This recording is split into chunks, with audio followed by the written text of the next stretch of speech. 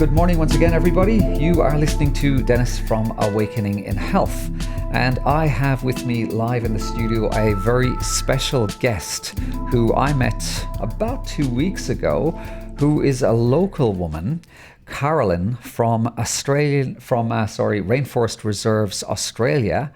And she presented to our common law group with a fellow called Stephen issues in relation to wind farms which are currently being planned and in progress and completed all around this area in far north Queensland, and in fact around the wider area of Queensland as well. And with the last few years and what's been going on, I'm very accustomed to taking things in my stride and to not really being shocked by things. And that presentation, Carolyn, that I saw of Stephen's, and then yours to back it up last night at our common law group, was nothing short of shocking, appalling, disgusting. And I really want to help you to be able to deliver the information that I heard from you to a wider audience. So welcome to Awakening Health this morning, Carolyn. Thank you for having me, Dennis. It's a pleasure to be here. That's great. And I'm really happy that we could kind of fit in on short notice, that you were in town and I dragged you away from appointments and probably, everything else. But listen, this is important. This is important. Okay, so the things I'm going to throw out at you are, from what I remember about this discussion, was that what was Stephen's last name, by the way? Stephen Nowakowski, a member also of Rainforest Reserves Australia.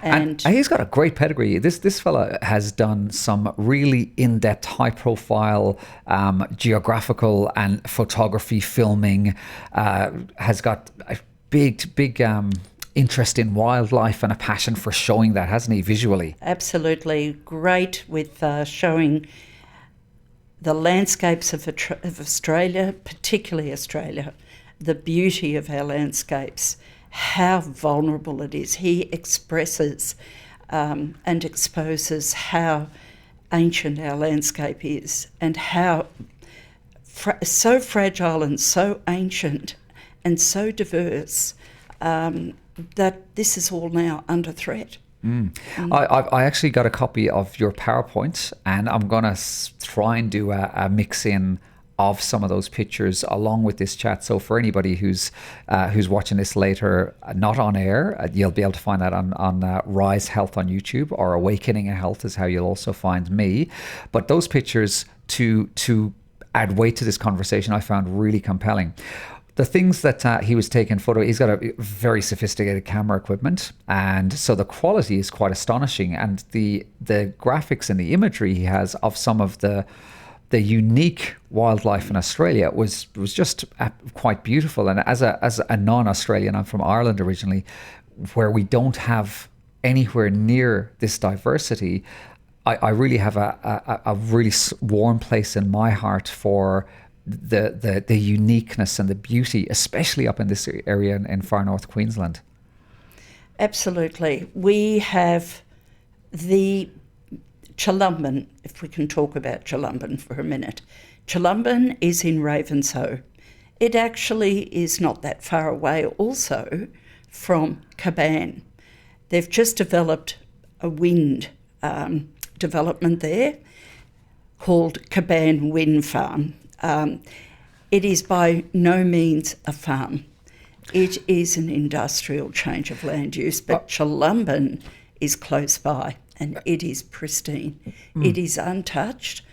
What I mean by untouched, you've still got those original trees there. I'm talking about Warura Station here. This is, and it's close to the wet tropics. National parks. It's close to the longest rivers on the planet. It is full of wetlands, waterways, all in the catchment area of the Great Barrier Reef.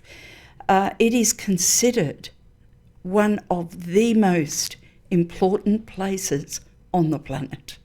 And the extent of wildlife, I'm disappointed. I never got to kind of explore that area up there thoroughly. But I've never seen a koala in Queensland. But every 100 meters in some of these areas, you have koalas, you have flying foxes, you have flying possums, you have these unique frogs and toads, you have unique birds.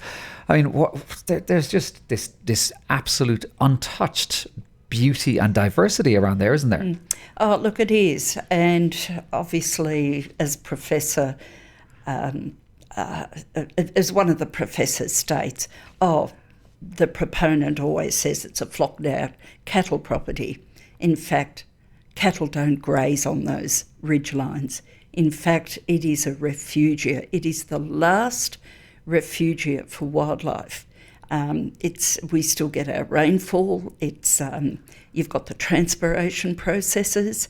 So when you carve it all up, if that is proposed for 140 kilometres of huge haulage roads, that's going to fragment, destroy our forests, and it's going to lead towards extinction of our beautiful wildlife. So, gotcha. I just want to open up, I guess, the importance and the beauty first, and then we'll take that journey down into what's happening. So, I mean, David Attenborough has filmed up here. That we live, because I get listeners from and kind of viewers from different areas. Currently, where we're filming here is in the Cairns area, which is, I guess, we could call it the lowlands, and then as you go a little bit inland, we have this beautiful area called the Tablelands, which is at a much different atmospheric level and much higher. And all that area has got these just incredible volcanoes and these very, very diverse and very unique areas. Some are loaded with almost like wetland tropical type of areas, and then there's these other dryish kind of plains and these great hills and these beautiful landscapes. And you lived in that area for, I think you were saying that you had a farm up there, is that right? Yes, we've got farms up. We're landowners, and we've worked very closely with Wet Tropics, with Treat. We've planted probably about 120,000 rainforest trees. That was why we bought those properties, because we wanted to retain and expand the natural values of the World Heritage National Parks. So it's very, and establish and finish off wildlife corridors. It is because it's so unique to this region. Tree kangaroos, it's just like a little dot on the map. Where there are none of those tree kangaroos anywhere else in Australia except here. So, when we look at Chulumban, Ravenshoe, well, that's in the Cairns Highlands. And this is Cairns' backyard as well. It's the backyard of Australia more than that. It is indeed, it is. Now, I again, people would be aware of my content, and I, regularly call out the flaws or the failings I see in government areas, certainly, and in medical areas also. And I have been aware of the green scam for many years. And even though I'm aware of these things, and I look in areas most people wouldn't even consider looking, I was also aware of the fallacy of green energy in relation to wind turbine farms. And I was also aware, and I've got a big caveat around what I'm going to say now, I was also aware of some of the damage and the destruction that are caused by putting these things in place. And we've seen huge damage already in Australia, Canada, America, Scotland, Ireland, on the shore there. And when I saw the presentation by Stephen and then yourself, with the knowledge I already had, I had enough cause to be alarmed, but I was absolutely shocked and devastated by the extent. And as much of a, I guess, conspiratorial person I am, I wasn't even touching the sides of how vast and how destructive these projects are. So let's start with that. So you mentioned, I think it was Chulumban before. Yes. This is just one wind farm, very, very close to a unique area and a very, very important ecological area. What does that look like for somebody who has no idea about wind farms? Well, for someone who is not aware, well, look, we would encourage everybody to start actually doing their own research now. I mean, it's really driven by global corporate, huge corporate investors. It's really for them. It's not for us. It's not for Australians. It's not for our benefit. The energy's rather, it's not dense, it's not reliable, and to destroy these whole ecosystems for something that they call green or clean is false. And we were in that bandwagon. Being president of Rainforest Reserves Australia, can you imagine the conversations that we had about this? You initially started off as a kind of a proponent of green energy because totally. You thought it was going to save the world. Absolutely. And again, because of my mistrust of governments, I've never really fell into that, and I've always got a mistrust of environments being destroyed in any way. So what happened there? From your, I guess, belief and your faith in groups like the Green Party and the government, We've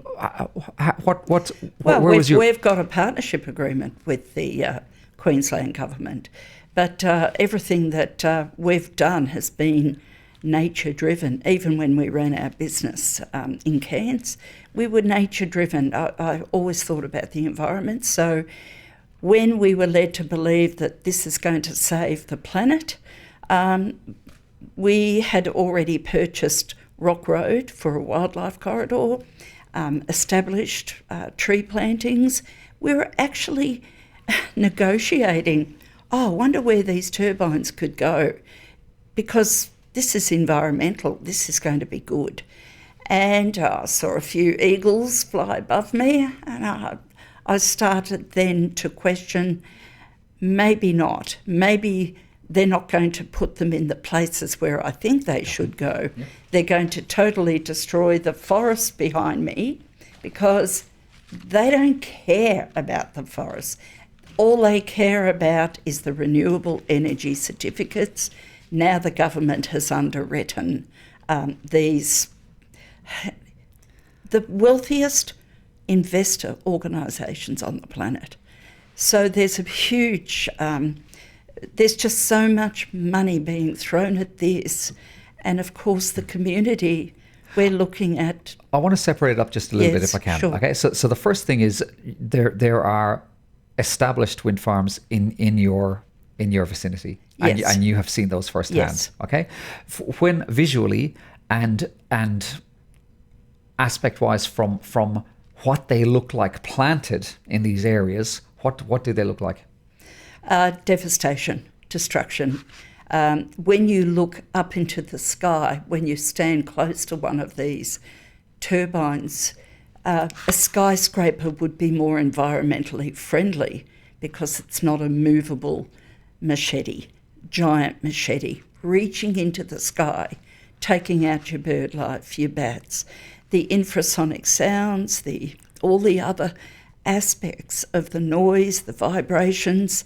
It will just drive wildlife to extinction. We do, and we have interviewed for our documentary a wildlife ecologist who just said, well, at the rate of this and where they're planned, really along the coastal ranges, he just said it'll just be the end of nature. You almost have a grid work of toxic waves of noise and of electricity and of magnetism that animals will find it very difficult to thrive in the middle of. Is that what you're saying? Yes, I do, because it's backed up by wildlife ecologist who's actually studying that and monitoring koalas now for that purpose. And those pictures, so we've got, ancient trees, thousands of years old, and these turbines tower tens of meters above these trees.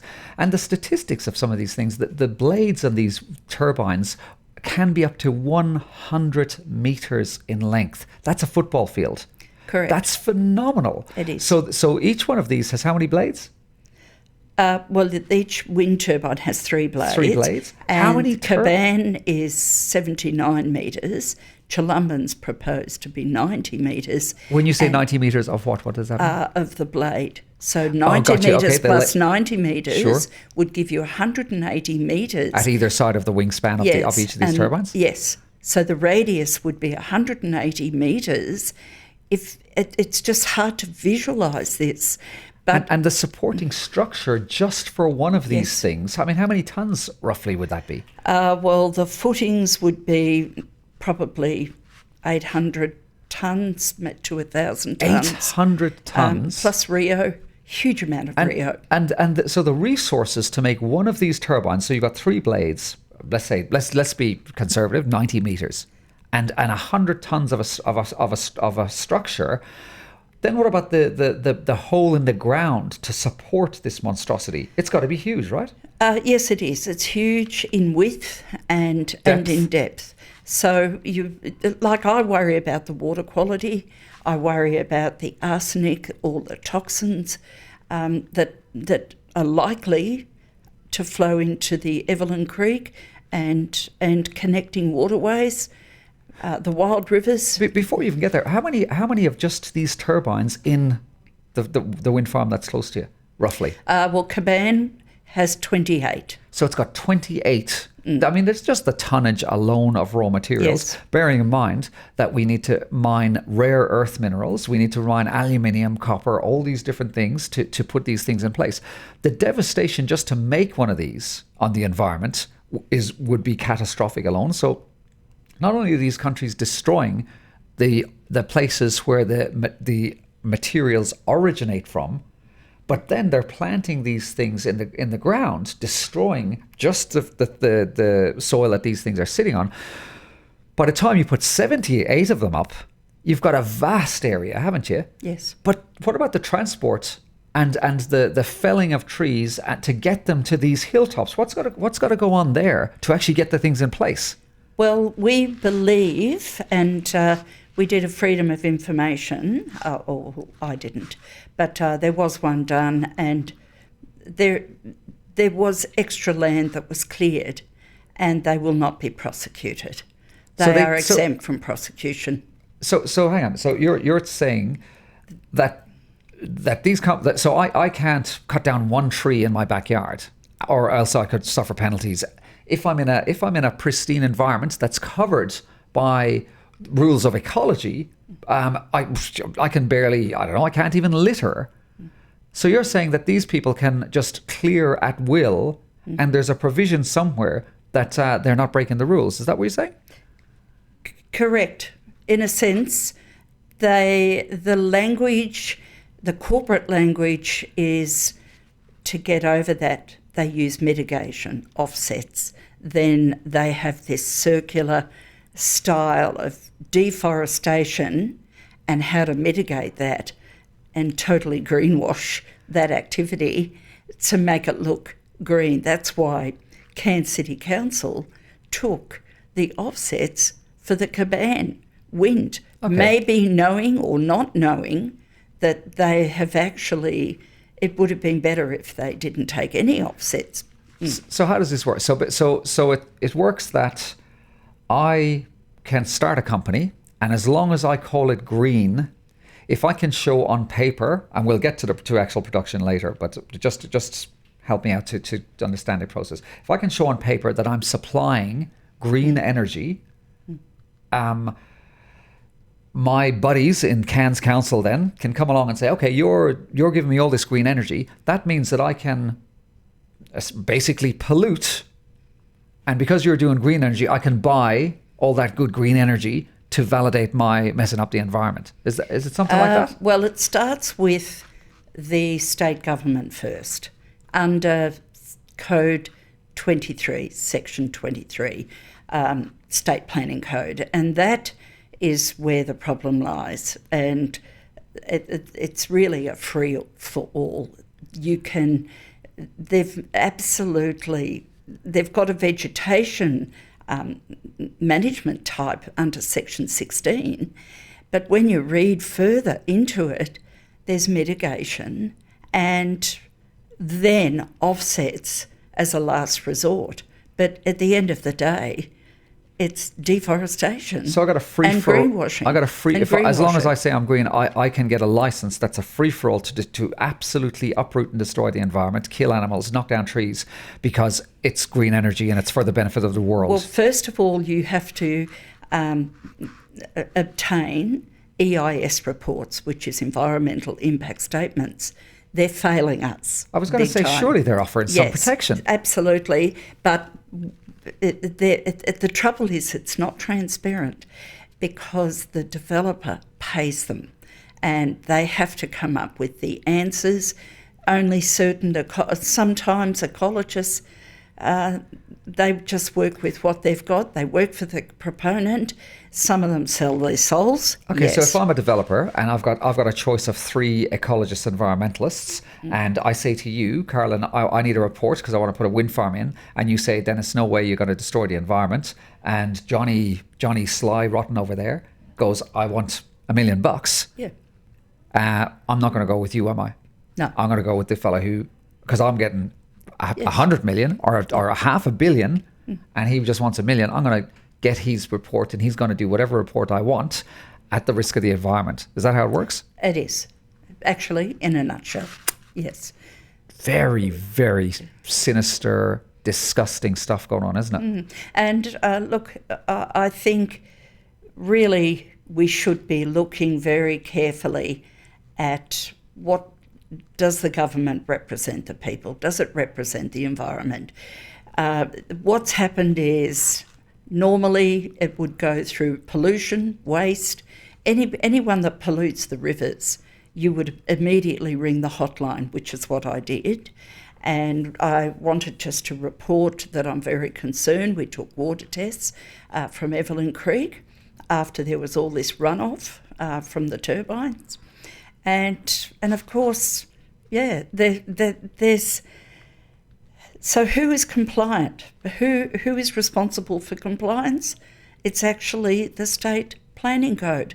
It should be the Environment Department. They've totally objected. All their responsibilities with this. They've abdicated all responsibility for the environment, and this is where it's really difficult. This is happening globally. This is the plan, and Australians. We're awake now that we've seen this. You could imagine the conversations we first had with our group, with our members. They just were really gobsmacked that we were deciding to protect our environment, which is our charter. It is our charter. We were just passive tree planters looking after cassowaries, and here we are. Yeah. We're probably just...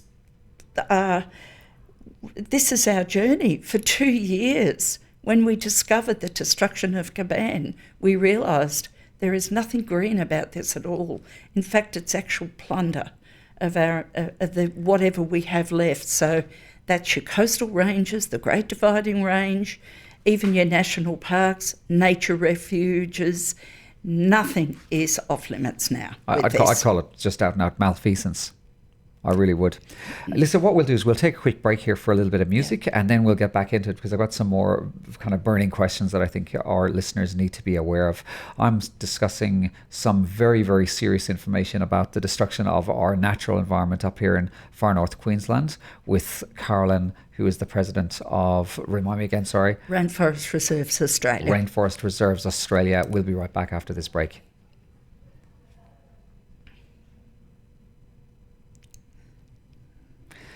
Welcome back, Carolyn. I'm just really, really, really perturbed. I'm really disturbed. Again, just seeing your presentation about the destruction of the environment in around far north Queensland in relation to these so-called environmental and ecological wind turbines, and then just having you here today and reiterating that, it just makes my skin crawl. I should welcome back to people who are listening. I'm with Carolyn from... Again, remind me. Rainforest Reserves Australia. Honestly, my mind is spinning. I can't even, put it together about calling out your organisation probably, because I just have these visions of some of the photography that we saw during your presentations previously about this wholesale destruction of the environment.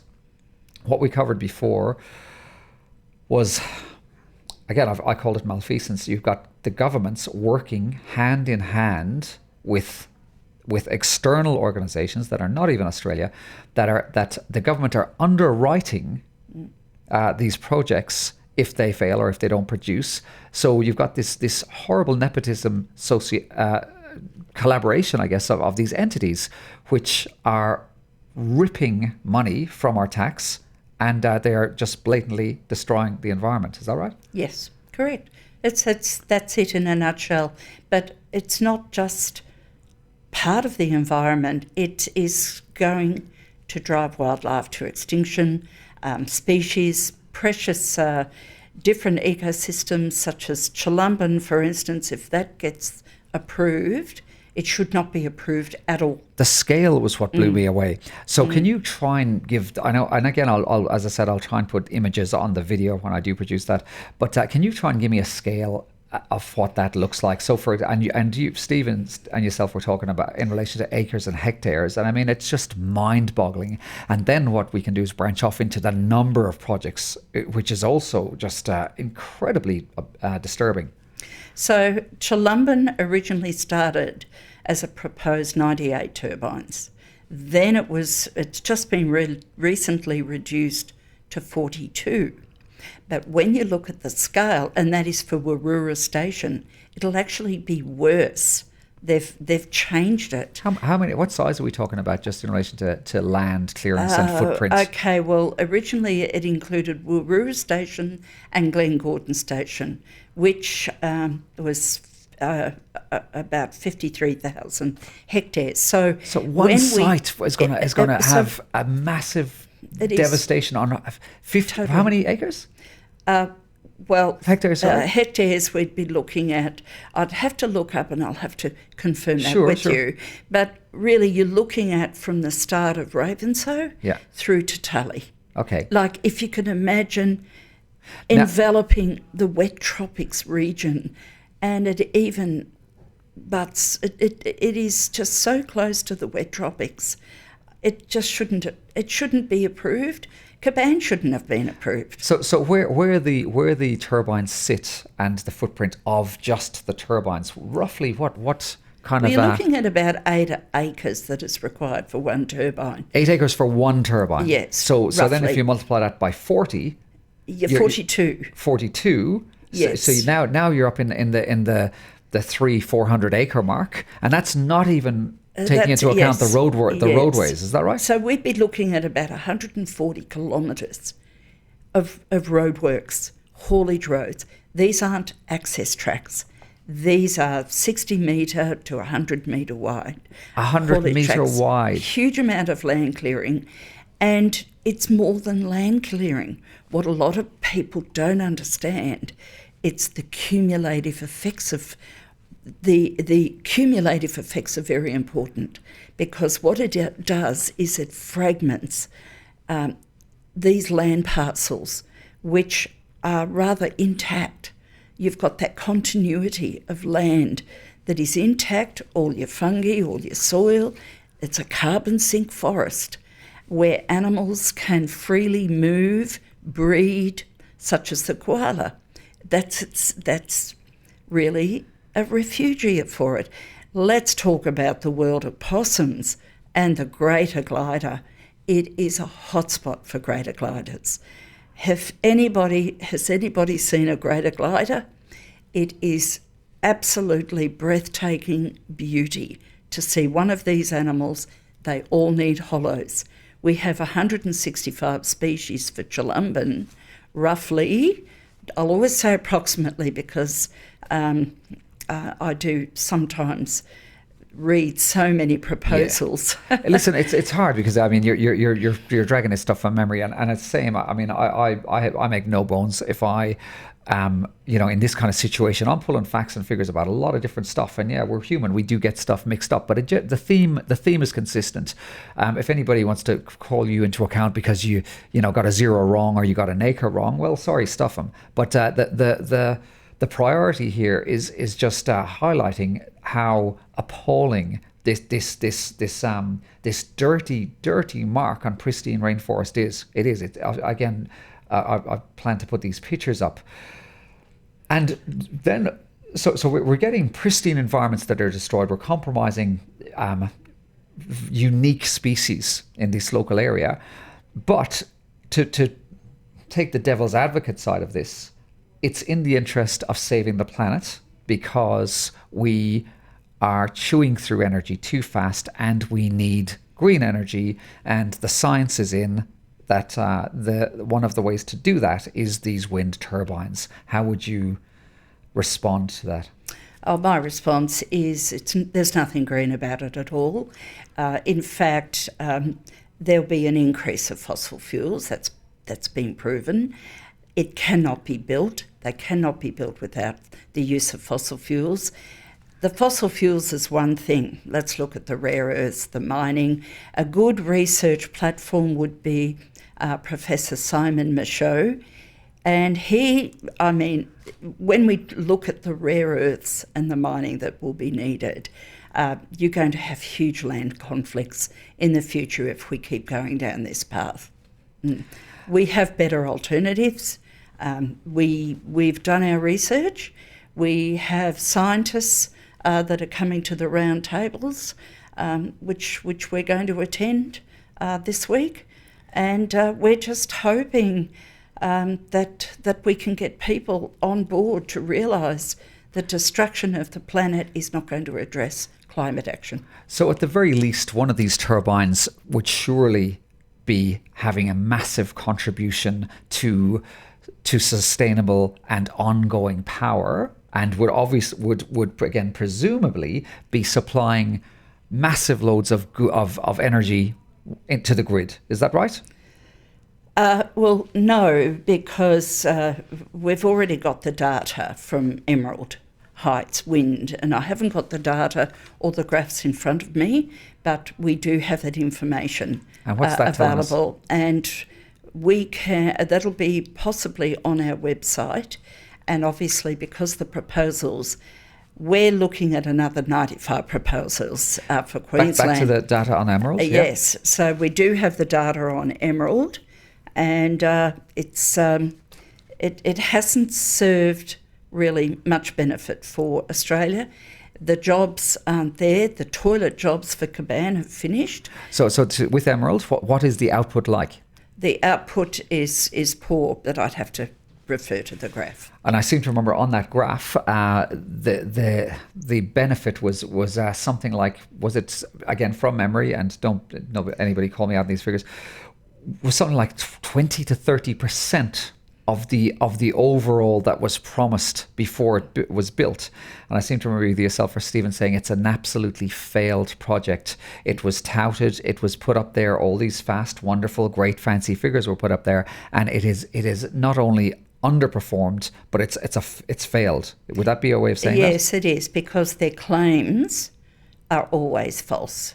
Their claims, even with Chulumban, the claims that the EIS statements made about the impacts, it was an insult to read them. I still have all those documents for anybody to refer to them, just so they see the mental abuse that we have to endure reading lies and spin. I was going to say that it just sounds like blatant lies. Okay, now let's get to more of the scale. Let's open this up a bit. So you've mentioned Emerald, you've mentioned Chulumban, and every single one of these is not just destroying the footprint of the turbines themselves. You've got all this infrastructure, these massive roads, 100 meters wide.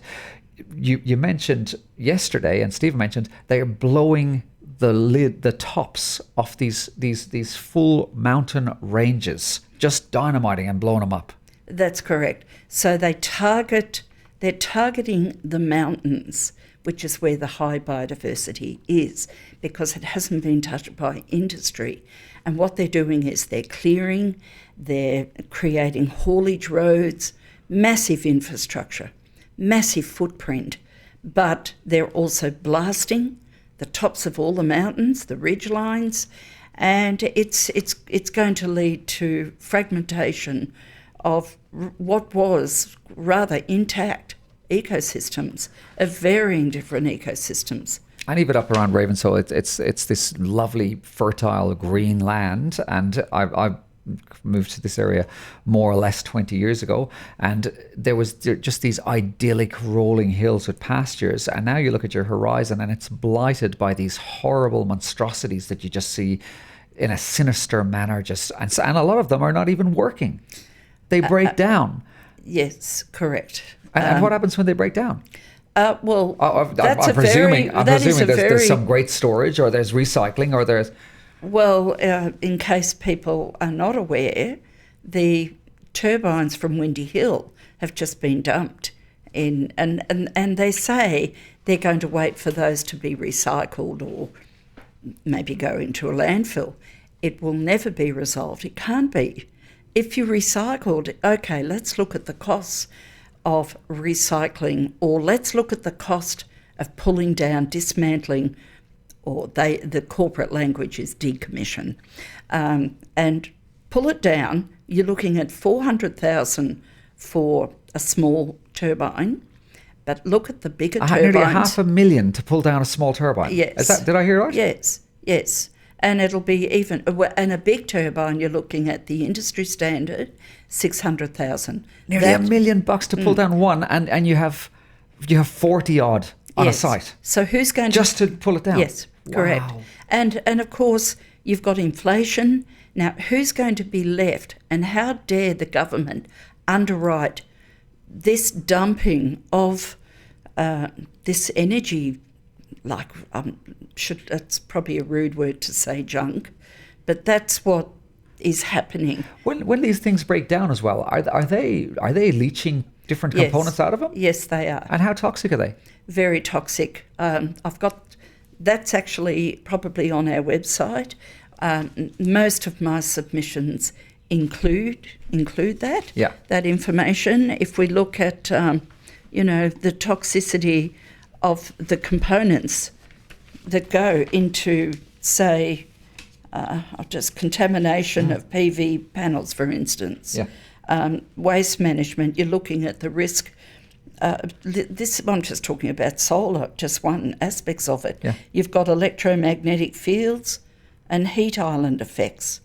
I mean, it's not green. No, far from it. When we look at the leaching into the waterways, into the soil, I probably would need evidence. Everything, all our claims, we back up.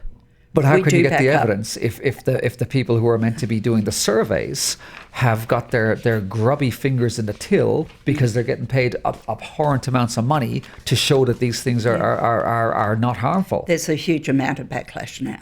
So there are scientists coming out, such as Professor Simon Michaud, you've got Ted Wilson, you've got a lot of people in the industry.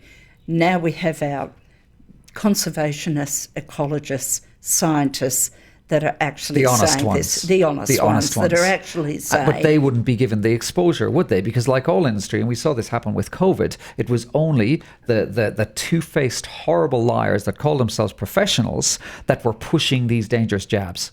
Okay, so the ones that the people who we knew there were problems, but the people who were being honest didn't get the airtime, and I feel that the same thing is happening with this debacle that's government sponsored. Well, I think media has a lot to answer for with this industry. It's a global industry. It's not Australian, and it's. The money goes to the wealthiest corporations on the planet. So, and the other corporate language is circular economy. So with this circular economy, it starts with deforestation.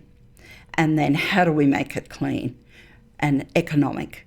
And then we have plans in place to actually validate those. In other words, here's a full management plan for deforestation. It's a management plan for deforestation, not a management plan for environment or whatever, no. but it's for deforestation. I mean, it's an oxymoron, isn't it? And of course, when we have about the steps to financiers, here's a total financial plan And it's all our tax money, or selling off our resources, or basically selling our soul to these corporations, which again is a huge bugbear of mine when I see what's happening to Australia. And we saw this happen before. We saw this happen with the Murray-Darling Basin. That's one of the biggest, most disgusting things I think that's happened in Australia in a long while. Tragic. And people need to be waking up to this. It's a travesty. And then the scale. So again, correct me if I'm wrong, but the number of these projects is just massive. At the moment, I remember you saying that you can't keep up with even entering the data on how many of these projects are proposed. How many currently are already in development? Well, there's roughly. We've got Clark's Creek. I'd have to get back to you on that. Are we talking, there's in single figures, double? There's a lot. There's Clark's Creek that's just been approved, and obviously for that approval, the wildlife management plan was just terrific. Yeah. Under a section to manage wildlife, they would be allowed to club them to death. Club wildlife. So if they saw an injured wildlife as a result of the haulage trucks or the earthworks or falling into ditches, they can just club those to death. They get a wooden stick out. They stand over this wounded animal. Yes. Whereas normally, if we were driving around here and you hit a kangaroo, you try and pick it up and take it to a wildlife refuge centre, or you try and rescue it, or because they're so rare and dangerous. These wildlife management plans say that. The mind boggles. Yeah, doesn't it? It does, and obviously it's had that's got into the media. By the way, that has gone a bit viral, and so it should. So how many roughly of these wind farms are actually sitting in place now as done? And I mean, I've driven up there a few times, and I've got in the areas that you can see, I'd be saying there's at least 4 or 5. Is there a lot more of that up there? Well, you've got the Emerald. Yeah. Now you've got Caban, and you've got other Hughenden. Yeah. They've got huge amount of infrastructure there, and they've got proposals around Kidston. Yeah. They've already done stage 1. Yeah. Next is stage 2, and then 3. So they're starting them, but they're getting bigger and bigger and bigger, and they're expanding. And bigger. They're like it's like a serpent. A virus, yeah. A virus. Yeah. And they just clear the land to put in solar panels, and then they say that that's not going to affect global warming. Sorry, it contributes to climate catastrophe. Ripping all this acres and acres of trees out is not going to contribute. Are you serious? And by the way, with the proposed Chulumban, we're looking at thousands of hectare footprint. Thousands of hectares. Well, wow. You are, because they're not taking into account all the edge effects. Yeah. And, I mean, I'd have to get back to you to confirm the exact... They call it a footprint. That's the corporate language. Listen, even if it's hundreds, Carolyn, it's cumulative. Yeah. And they're not talking about the fragmentation and the driving of all those species to extinction, the drying out, the risk, the fire risks, all the other risks, aviation risks, having the lights on every night. Just what's that going to do to wildlife? The infrasounds, all the impacts are just going to be devastating to our coastal ranges. We haven't even, we're getting close to trying to wrap up, but we haven't even touched on the toxicity in relation to residents living up around there. I mean, I know it's not heavily populated, but still, I mean, some people live on farms, they live in the country, and they want to see the stars at night. They want to just have that peace, that tranquility. What are the effects of these farms, and how far away do they interfere with things? Well, to give you one example, some businesses have closed down and they've been driven away. Because of what? Well, one of the children had leukemia and was had to move away from the turbines. It was affecting their health. We decided we wouldn't go down that aspect from Rainforest Reserve's perspective, but it is a human catastrophe as well. It wouldn't be very... I mean, a barrister that did a presentation for us, he just talked about the 5G towers and all the other aspects. Well, when you do your calculations, they state that you only need to be away from a certain amount of kilometres, but it's looking like it would, affect people from 30 kilometres away. That's right, because most of the studies I've done are people. You can't do a study without money, and you can't get your money without some kind of company giving you the money. And it just so happens that it's the big rich companies who are throwing out the money. So it's like climate change. If you're not beating the drum that they want, you don't get the airtime. And so this is the very insidious way that the system works. Carolyn, please tell people how they can support you, how they can find you, and what can we do, as a group to support you, because this is as big as, I think, anything that we're hearing about the Amazon rainforest and this is in our backyards. This is really horrifying. Yes. Well, how you could support is by liking Rainforest Reserves, our webpage, Rainforest Reserves Australia, which is www.rainforestreserves.org.au. Follow us on Facebook.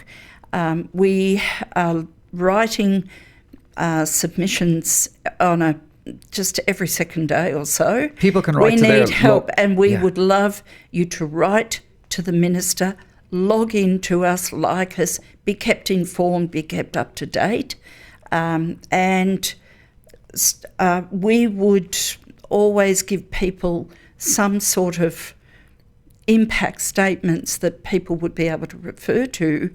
So when they write to the Minister or write to the politicians and ask politicians, their local members, how are they going to address this? This is wrong. This is not right. It's not green. We need to be protecting and defending our whatever's left, which is what our charter is really. But log in, like us, subscribe. Please subscribe. Be kept up to date. Be informed. And obviously we don't ask for donations. It's just entirely up to people. But we are working on a documentary. It's a very important documentary to expose this terrible industry, really. And you need manpower as well. So if people have some spare time, if somebody's listening to this and they maybe are semi-retired or even retired, or they can contribute with time and effort, help admin on Facebook, I guess, or even help with data loading, or be responsible for some other sort of social media outreach that might be their forte. Oh, totally. Absolutely. So you've got plenty of avenues where people could really spread the word and I guess add more weight to this message. And I kind of pride myself on having my finger on the pulse with a lot of negative things going on around Australia and even around the world. But I'm really a bit disappointed myself that I missed this on my radar. This is such a big deal from a national perspective, isn't it? It is absolutely huge. It is Australia's national shame. And to actually be aware of something the government knows, they've been advised, they know, and they're still pushing ahead with it. The state government approves every single proposal. I've said for many years, Carolyn, and again, my channels are Awakening Health or Rise Health, that the government sold out to Europe many, many decades ago, and now we're seeing the repercussions, and people need to stand up. They need to get their eye back on the ball and realize that we have been sold down the drain to external corporate enterprises, and now it's our time to do something about it and to fight back. Absolutely. And just in case people are not aware, Morgan, the huge enterprise from the UK, financiers, they're actually recommending to the government that they confiscate land. That's people's property. That's people's houses. Yes. That's people's farms. That's our food supply. That's your food supply. And you've got a UK-based multi-corporate entity who's going, just take it off them. JP Morgan. Just take it off them. That article can be found in The Australian. You can look that up yourself. It's there. And I haven't put that on. That's not on the website. That's okay. Listen, again, people can contact me, Dennis, 2 N's, DENNIS, at awakeninginhealth.com. And I can obviously pass messages on to yourself. You've already mentioned the Facebook group, but Wakey Wakey Australia, time to wake up. Our country is getting stolen from us. And not only that, it is being destroyed. Correct. And I would love to see people come on board with us. We know there are other alternatives that give proper baseload power. We would love to see Australians absolutely research the best power, look at all energy, put all energy on the table, including nuclear. Where the hell are Channel 7? Yeah. Where the And hell that are Channel would be our 9? own. Where the hell are ABC with this stuff? It's up to a little local station trying to give you some airtime. I mean, the media, as you said, are culpable in covering up this rubbish. We are looking at a rally in Sydney on the 6th. And also, we wouldn't mind, we're asking for the Minister to meet with Indigenous that don't want the desecration of Indigenous lands being destroyed. And that's another massive factor. This is a problem for the Indigenous people. What about the voice? What about the people who love the country? Time for them to step up as well. Well, absolutely. And we've been supporting the Indigenous. They all signed petitions, a lot of them, up to 100. And that was just being at the supermarkets, and they thought, yes, this is wrong. They weren't consulted. Yeah. So quite often people are not consulted. Quite often? All the time. You didn't know about it, Dennis, which means you weren't consulted. Yeah, absolutely. You have not had huge public forums. That is a massive issue, and there is no consultation. This is skullduggery. They pretend to consult. They have little ads. They tick boxes, and then they decide to destroy countries and destroy people. Absolutely. And Upper Burdekin is a tragedy if that goes through. Lotus Creek brings tears to our eyes. It's every 100 metres was a koala. And that could just be wiped off the face of the earth. Yes. It's a bit of a shame to leave it on such a negative note, Carolyn, but I mean, I really admire what you're doing, and that you're devoting your whole life now to this. Yes. And that says a lot, and Stephen's doing such a wonderful job as well. I'm happy to have tried to participate in helping you a little bit, and please feel free to get in touch with me if I can do any more for you. I really thank you for giving me your time this morning. Thank you very much for having me, Dennis. Thank you. You're welcome. Thank you.